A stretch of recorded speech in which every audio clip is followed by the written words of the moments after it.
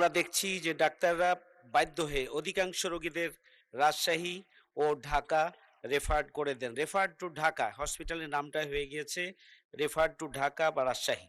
জেলা হাসপাতাল হওয়া সত্ত্বেও সেখানে চক্ষু এবং মানসিক রোগের চিকিৎসা নেই, চিকিৎসকও নেই। শিশু রোগীর জন্য নেই কোনো scan bed, dialysis, CCU, ICU, CT scan, MRI এর জন্য অবকাঠামো থাকলেও কোনো আধুনিক যন্ত্রপাতি এবং চিকিৎসক দেওয়া হয়নি। শুধু তাই নয়,